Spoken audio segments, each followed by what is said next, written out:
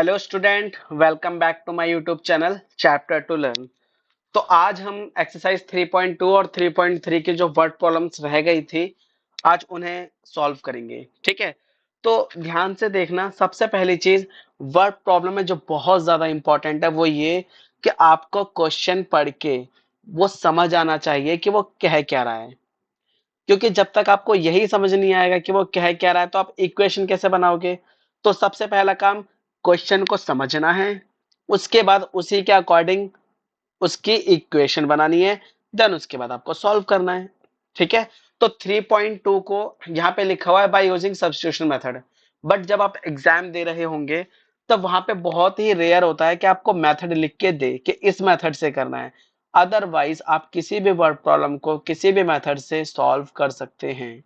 ठीक है, चलिए तो स्टार्ट करते हैं हम। फर्स्ट क्वेश्चन कह रहा था difference between two number is 26 and one number is three times the other, find them.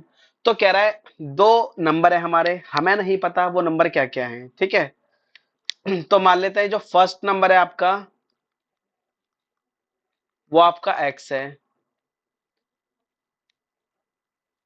और जो सेकंड नंबर है वो y हो जाएगा। ठीक है, अब क्या कह रहा है the difference between two number, कहने का मतलब क्या है कि दोनों नंबरों का डिफरेंस 26 है। ठीक है, डिफरेंस का मतलब आपको पता है ना, अंतर यानी कि माइनस। तो दोनों नंबरों का डिफरेंस क्या हो गया 26। फिर क्या कह रहा है one number is three times the other. अच्छा, एक नंबर दूसरे का तीन गुना है। अब ये मैंने x is equal to Y लिख दिया। अब ये बताओ आप लोग के थ्री टाइम्स कौन सा नंबर होगा, x होगा या फिर y होगा। इसमें थ्री टाइम्स x है, यानी कि x तीन गुना बड़ा है। x तीन गुना बड़ा है, कैसे पता x बड़ा है, y बड़ा क्यों नहीं है, फर्स्ट इक्वेशन से पता चला। हमें पता है कि हम हमेशा बड़े में से छोटा माइनस करते हैं, हमेशा बड़े में से छोटा माइनस करते हैं। तो मैंने x में से y माइनस करा, इसका मतलब क्या है कि x मेरा बड़ा हो गया। भाई x क्या हो गया यहाँ पे, बड़ा हो गया। क्लियर। अब यहाँ पे x जो है वो आपका थ्री टाइम्स है। अब अगर ये थ्री टाइम्स है x, तो इक्वल करने के लिए मुझे y में मल्टीप्लाई करना पड़ेगा। अब आप बोलेंगे समझ नहीं आया, तो दोबारा समझो। ये थ्री है और ये नाइन है। अब ये बताओ थ्री टाइम्स कौन है, तीन गुना बड़ा कौन है इसके अंदर, ये या फिर ये। ऑब्वियसली नौ बड़ा है, यानी कि तीन गुना है। बराबर करने के लिए आप बड़े वाले में ही मल्टीप्लाई करोगे या छोटे जो छोटा है उसमें मल्टीप्लाई करोगे, है ना भाई, समझो ना। आपको बराबर का निशान दे रखा है इक्वल में, तो यानी कि बराबर करना है दोनों को। तो बराबर करने के लिए मल्टीप्लाई किस में करना होगा, जो नंबर छोटा है उसमें मल्टीप्लाई करना होगा, जो बड़ा है उसमें नहीं करते। तो सेम वही, x तो यहाँ पे बड़ा है ना बेटा आपका, तो x में मल्टीप्लाई नहीं करेंगे, हम छोटे वाले में मल्टीप्लाई करेंगे। तो आपकी एक और इक्वेशन आ गई, x is equal to three Y. अब आपको देखो डायरेक्ट यहां से x की वैल्यू थ्री वाई पुट कर सकते हैं हम, है ना। सब्स्टिट्यूशन मेथड है, इसलिए यूज कर लेते हैं एक बार सब्स्टिट्यूशन। बाकी में एलिमिनेशन यूज कर लेंगे, क्योंकि मुझे एलिमिनेशन ज्यादा इजी लगता है हर इक्वेशंस के अंदर। इसलिए मैं एलिमिनेशन को फर्स्ट प्रेफरेंस देता हूं। बाकी जैसा आपको ठीक लगे, आपको दोनों मेथड सिखा दिए गए हैं, एलिमिनेशन मेथड भी और सब्स्टिट्यूशन मेथड भी। जो आपको ठीक लगे आप उससे सॉल्व कर सकते हैं। मुझे जहां जो सुटेबल लगता है मैं वही यूज करता हूँ। जैसे यहाँ पे मैं सब्स्टिट्यूशन का यूज करूंगा, क्योंकि यहाँ पे X is equal to already दे रखा है थ्री वाई, एक्स की जगह पुट कर दो। तो यहाँ पे हम लिख भी सकते हैं, जैसे इक्वेशन नंबर वन है, ये इक्वेशन नंबर टू है। तो अब ये मैं यहाँ लिख सकता हूँ put the value of x in equation first. ठीक है, तो फर्स्ट में एक्स की जगह थ्री वाई माइनस वाई यहाँ पे लिख देता हूँ, ये है फर्स्ट इक्वेशन। ठीक है, तो एक्स की जगह थ्री वाई, वाई की जगह वाई इक्वल में 26। थ्री वाई में से वाई गया बचा टू वाई इक्वल में 26।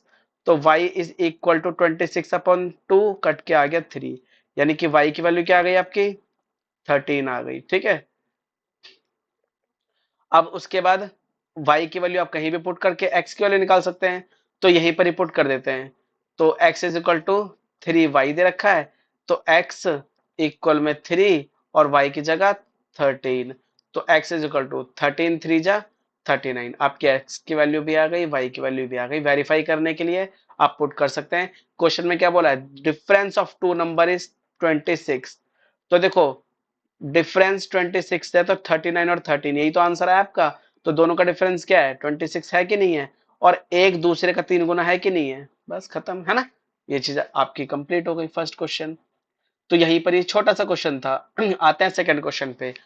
क्या रहता है, larger of to supplementary angle exceed the smaller angle by 18, यानी कि बड़ा वाला एंगल छोटे वाले एंगल से 18 छोटा है। ठीक है, कितना छोटा है, 18 छोटा है। चलो तो स्टार्ट करते हैं। दो नंबर है ना, तो मान लेते हैं कि जो लार्जर नंबर है आपका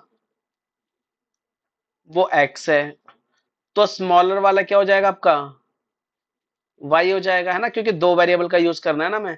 अब बोल रहा है कि दोनों का डिफरेंस जो है वो 18 है, बड़ा वाला छोटे वाले से 18 बड़ा है ना, यानी कि या फिर ये कह लो कि छोटा वाला बड़े वाले से 18 छोटा है, जो आपको ठीक लगे, है ना। कुल मिला के बात यह है कि दोनों का डिफरेंस 18 है। ठीक है, फिर क्या बोल रहा है इसके अंदर। अब दूसरी इक्वेशन कैसे बनाएंगे आप लोग, फर्स्ट तो बन गई आपकी। अब दूसरी बनाने के लिए आपको एक बात याद रखनी होगी, सप्लीमेंट्री एंगल दिया हुआ है इसके अंदर, दो सप्लीमेंट्री एंगल, है ना। अब सप्लीमेंट्री एंगल क्या होता है पता है, सप्लीमेंट्री एंगल वो होता है जिसमें दो एंगल का सम 180 होता है। सप्लीमेंट्री एंगल क्या होता है, जिसमें दो एंगल का सम 180 होता है। अब दो एंगल यही है एक्स और वाई, तो यानी कि x प्लस वाई सम की बात आ रही है, इज इक्वल टू 180। अब आप इसको एलिमिनेशन से सॉल्व कर दो। देखो y से y कट गया क्योंकि ऑलरेडी साइन चेंज है। x और x 2x, और 180 और 18 198, तो x is equal to 198 upon 2, cut के ये हो जाएगा 199, है ना। तो x इज इक्वल टू क्या आ गया आपका 99। अब x की वैल्यू कहीं भी पुट कर दो, x minus Y is equal to 18 दे रखा है, x की value 99 minus Y is equal to 18, तो माइनस का y is equal to 18 minus 99, तो माइनस का y इज इक्वल टू अभी इसमें से इसको माइनस करेंगे तो कितना आ जाएगा, 99 में से 18 माइनस कर देंगे तो हम 81। हाँ ठीक है, 81 ही आएगा, है ना।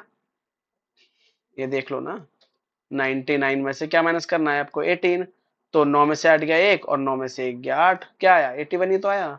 बस माइनस की संख्या बड़ी है इसलिए माइनस का 81 हो जाएगा, है ना। तो यहाँ पे इक्वल, यहाँ पे माइनस का 81। अब ये माइनस से माइनस कट गया तो y की वैल्यू आ गई आपकी 81। वेरीफाई आप लोग कर सकते हैं आराम से अपने आप से ही। ठीक है, चलिए आते हैं इसके थर्ड क्वेश्चन पे। कह रहा है the coach of a cricket team buy 7 bats and 6 balls for, यहाँ पे रुपीज था। ठीक है, इतने रुपीज, यानी कि अब मान लो बॉल कितने की है, बैट, पहले बैट मान लेते हैं कि बैट हमने 100 रुपए का खरीदा और बॉल हमने वाई रुपए की, एक बैट और एक बॉल। ठीक है, अब टोटल कितने बैट है 7, बॉल कितनी है 6, इक्वल में 3800, यानी कि 6 बैट 7 बॉल 3800 रुपए की हो गई। पहली इक्वेशन हो गई आपकी। She buy 3 bat and 5 balls, यहाँ पे भी रुपीज होगा, 5 बॉल्स रुपीज 1750, यानी कि अब 3 बैट और खरीदे, 5 बॉल और खरीदी, अब पैसे दिए 1750। ये इक्वेशन क्या हो गई, दो गई। तो क्या कह रहा है, find the cost of each of the bat and ball, यानी कि बैट और बॉल का जो कॉस्ट है वो आपको बताना है कितना होगा।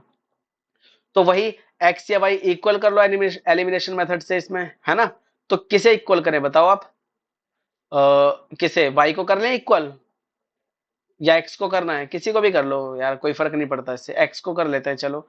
तो एक्स को करना है तो क्या करेंगे, इसमें 3 है ना, तो 3 से मल्टीप्लाई कर देंगे ऊपर वाले को, और इसमें 7 है तो 7 से मल्टीप्लाई कर देंगे नीचे वाले को। ठीक है, इससे क्या होगा, एक्स बराबर हो जाएगा। और यही चीज अगर वाई वाले के साथ करोगे कि इसमें वाई में 5 है तो ऊपर वाली इक्वेशन को 5 से मल्टीप्लाई कर दो, और इसमें वाई में 6 है तो नीचे वाली इक्वेशन को 6 से मल्टीप्लाई कर दो, तो वाई इक्वल हो जाएगा। ठीक है, चलो मैं 3 से कर रहा हूँ, 3 7 जा 21x, 3 6 जा 18y। आप 38 को 3 से मल्टीप्लाई करेंगे तो 0 0, 3 8 जा 24, 2 3 3 जा 9 1। ठीक है, 11 हो गया हमारा। अब 7 को इससे करना है, 7 3 जा 21x, 7 5 जा 35y, इक्वल में 1750 को 7 से मल्टीप्लाई करो जरा, 0, 7 5 जा 35, 3 7 7 49 50 52 2 5 7 5 12। हाँ वो एक्चुअली मुझे इंग्लिश में इतनी थोड़ी सी कंफ्यूजन रहती है, इसलिए मैं हिंदी में भी कर लेता हूँ, टेबल मुझे हिंदी में लेना है ना इसलिए। चलिए आप देखो 21x से 21x कट गया, अब 35 में से 18 माइनस करना तो क्या आएगा, माइनस का 17y। ठीक है, अब इसमें से आपको 1140 माइनस करना है, 0, 5 में से 0 गया 5 और 12 में से 4 गया 8। ठीक है, तो ये कितना आया माइनस का 850। अब ये माइनस से माइनस कट जाएगा, तो y इजिकल टू क्या हो जाएगा आपका बेटा, y इजिकल टू हो जाएगा 850/17 और ये 5 से कट जाएगा तो y की वैल्यू आ जाएगी 50। 17 पंजे 85 और 0 का 0, तो y की वैल्यू कितनी आ गई 50। अब y की वैल्यू आप किसी में भी पुट कर दो, आपकी x की वैल्यू आ जाएगी। ठीक है, तो y की वैल्यू मैं किस में पुट करूं, ऊपर नीचे वाली इक्वेशन में पुट कर देते हैं। ठीक है, 3x मतलब इस वाली में पुट कर देते हैं, 3x प्लस 5 y की जगह 50 इक्वल में 1750। अब हो जाएगा 3x 5 50 जा 250 मतलब 55 जा 250 हो गया ना, 25 पंजे 225 होता है 1750। 3x इज इक्वल टू 1750, इसमें से माइनस करना है क्या 250, तो अब यहाँ पे कर देते हैं बाकी का, तो 3x इज इक्वल टू, इसमें से माइनस करेंगे कितना बचेगा 1500, तो x is equal to divide कर देंगे इसको, तो ये कट जाएगा कितनी बार में 5 बार में, यानी कि x की वैल्यू कितनी आ गई, x की वैल्यू आ गई 500। यानी कि आपका जो बैट था वो है 500 रुपए का और जो बॉल है वो है आपकी 50 रुपए की। क्लियर, चलिए आते हैं नेक्स्ट क्वेश्चन पे। कह रहा है a taxi charges in a city consist of fix charge together with the charge for the distance covered.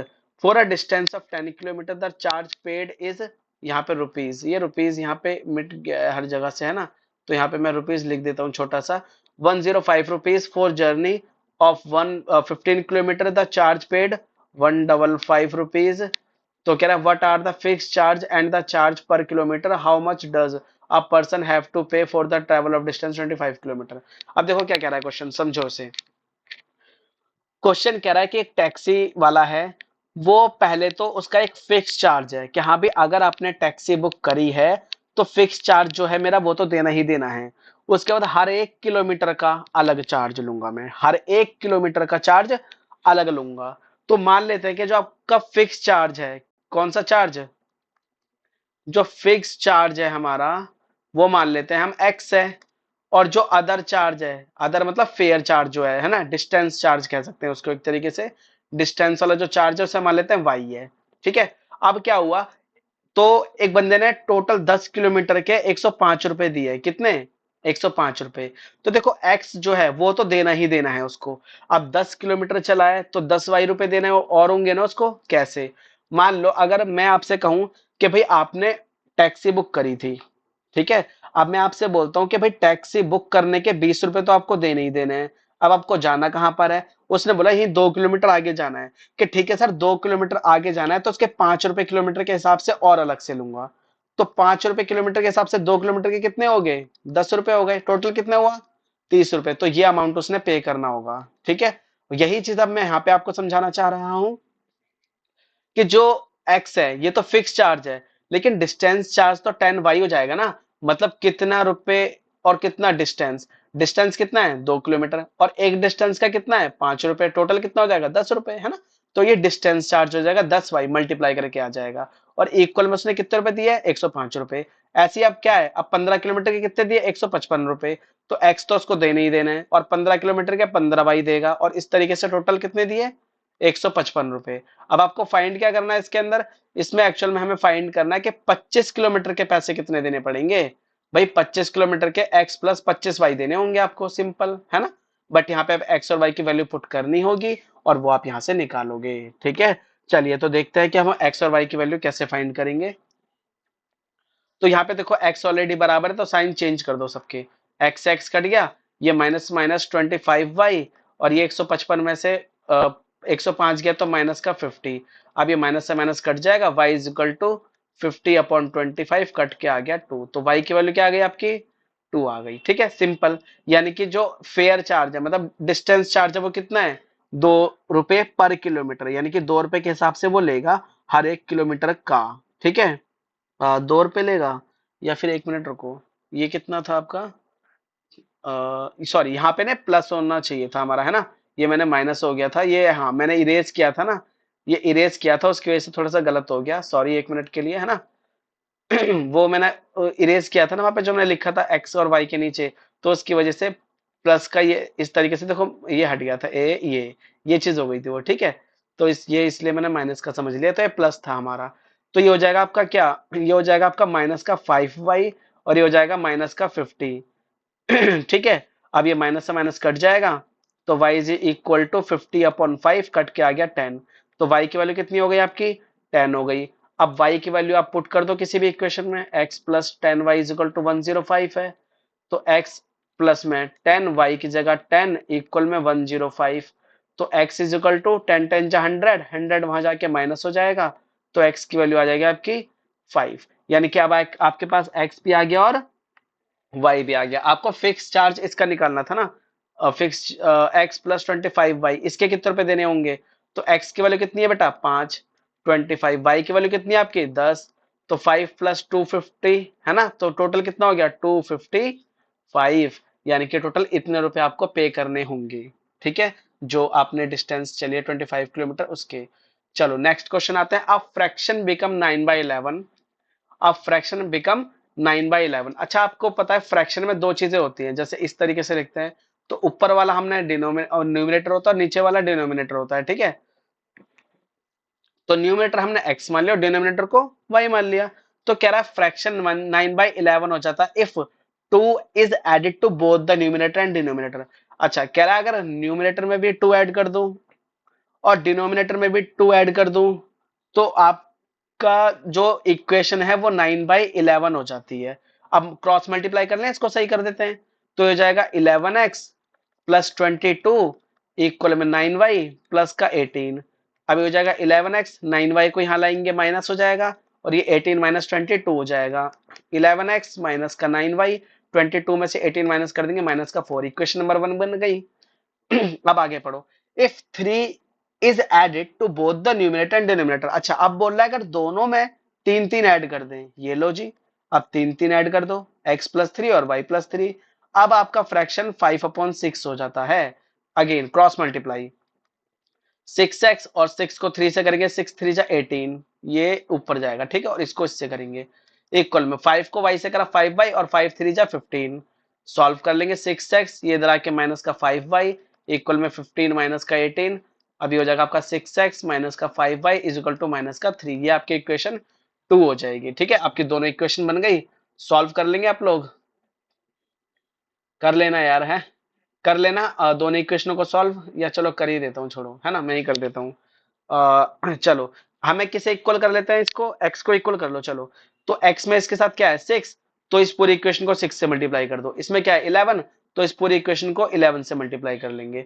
तो हो जाएगा 11 6 जा 66x, और ये 9 6 9 54 54y, और ये 6 चौक 24। अब यहाँ पे 11 से करेंगे, 11 6 66x, 11 पंजे 55y, और 11 तिया माइनस का 33 33। साइन चेंज, ये माइनस ये प्लस और ये भी प्लस, ये कट गया। अब 55 में से 54 माइनस करेंगे तो प्लस का y बचेगा, और 33 में से 24 माइनस करेंगे तो आपका कितना बचेगा 8। 7 4 7 बचेगा, ठीक है, 7 4 11। 1 मिनट, 33 और 24, 13 में से 4 गए, तो 9 4 13 हो गया ना, सिंपल है ना। तो 9 बचा आपका, ठीक है, कितना बचा आपका 9 बचा। तो y की वैल्यू आ गई 9। अब y की वैल्यू पुट कर दो कहीं भी, तो आपके x की वैल्यू आ जाएगी, ठीक है, इतना तो कर ही लेना एटलीस्ट। चलिए अब आते हैं नेक्स्ट क्वेश्चन पे। 5 years hence, यानी कि अब से 5 साल बाद, the age of Jacob will be 3 times that of his son. अच्छा, यानी कि जैकब की एज अपने सन की 3 times हो जाएगी। तो मान लेते हैं जैकब की एज अभी x है और उसके सन की एज y है। तो आज से 5 साल बाद होगा ना ऐसा भाई, यानी कि देखो, हम कभी भी जब एज मानते हैं ना, तो ध्यान रखना, हम प्रेजेंट एज मानते हैं, यानी कि अभी की एज है प्रेजेंट एज, जैकब की एक्स और उसकी किसकी सनी की वाई है। क्लियर, सनी की कितनी है वाई है। अब कह रहा है 5 years हैंस, यानी कि 5 साल बाद, 5 years है ना बाद। तो भाई जैकब की एज कितनी हो जाएगी, 5 साल बढ़ जाएंगे ना, और उसके बेटे की भी 5 साल बढ़ जाएगी, है ना। अब क्या बोल रहा है, will be 3 times that of his सन। 5 साल बाद जैकब की एज अपने बेटे की कितनी 3 गुना हो जाएगी, 3 times बोल रहा है ना। तो भाई बाप की 3 गुना होगी तो बेटे में 3 से मल्टीप्लाई करेंगे ना, क्योंकि मैंने फिर अगेन वही चीज, बड़ा कौन, ये तो मल्टीप्लाई किसमें करेंगे, इसमें। तो भाई पापा बड़े होंगे ऑब्वियसली, बच्चा छोटा होगा, तो इक्वल करने के लिए किसमें मल्टीप्लाई करने पड़ेगा, बच्चे में। अब सॉल्व कर लो, x+5 और ये हो जाएगा 3y, प्लस का 3×5 = 15, x+5 is equal to, sorry यहाँ पे y को उधर ले आएंगे है ना, ये इधर आएगा माइनस का 3y इज इक्वल टू 15 - 5, तो x - 3y is equal to 10। Equation number 1 समझ में आई, ये इक्वेशन नंबर 1 हो गई। अब आगे बढ़ो, अब आगे सुनते हैं इसके क्या कह रहा है, ठीक है। चलो अब क्या कह रहा है ये, अब कह रहा है 5 years एगो, अच्छा 5 साल पहले। अच्छा ये बताओ 5 years लेटर की बात थी तो हमने 5 5 प्लस कर दिया था है ना। अब 5 साल पहले की बात हो रही है, यानी कि पास्ट में चले गए, तो अब एज कितनी हो जाएगी, जैकब की हो जाएगी x - 5 और उसके सन की हो जाएगी y - 5 है ना। 5 साल कम हो जाएंगे ना वो। बेटा पास्ट की बात हो रही है, अभी आप मान लो 20 साल के हो, ठीक है। अगर आप 20 साल के हो तो 5 साल पहले कितने के रहे होगे, ऑब्वियसली 15 के रहे होगे, मतलब 5 कम कर दोगे ना अपनी एज में से, 20 - 5 ही तो लिखोगे उसको। सेम वही मैंने लिखा x - 5 और ये y - 5। अब क्या कह रहा है, 7 टाइम्स, अच्छा यानी कि अब पापा जो है उसके, वो बेटे से 7 टाइम्स बड़े हो गए, तो अब बेटे में 7 से मल्टीप्लाई कर देंगे, ठीक है। तो x - 5 7y और ये 7×5 = 35। अब सॉल्व कर लेंगे, x - 7y माइनस का 35 प्लस का 5 है ना, 5 इधर आके प्लस का हो जाएगा, x - 7y 35 में से 5 गए तो माइनस का 30। ये इक्वेशन 1 हो गई और ये इक्वेशन 2 हो जाएगी आपकी, ठीक है। इसको फिर सॉल्व कर लेना। अब आप सॉल्व कर लेना इसको, मैं नहीं कर रहा हूँ, ठीक है। चलो क्या करें, आज की वीडियो ही रखें क्या, क्योंकि अभी ये 3.3 के यार मैंने क्वेश्चन लिखे तो थे यहाँ पे, लेकिन मुझे लगता है कि वीडियो ज्यादा बड़ी हो जाएगी फिर, है ना। तो एक काम करते हैं, 3.2 के ही रहने देते हैं आज। हम 3.3 के नेक्स्ट वीडियो में कर लेंगे वर्ड प्रॉब्लम, ठीक है। क्योंकि इसमें 5 वर्ड प्रॉब्लम है तो टाइम लग जाएगा हमें करते करते। तो आप लोगों को वर्ड प्रॉब्लम समझ में आई अच्छे से, तो ध्यान रखना सबसे पहले आपको क्वेश्चन पढ़ के समझ में आना चाहिए, उसके बाद उसकी इक्वेशन बनानी आनी चाहिए, फिर सॉल्व तो इजीली हो ही जाएगा वो हमारा, ठीक है। चलिए तो आज की वीडियो हम यहीं एंड कर देते हैं, ठीक है। कल हम 3.3 की वो देख लेंगे आगे की वर्ड प्रॉब्लम्स, ठीक है। Okay bye.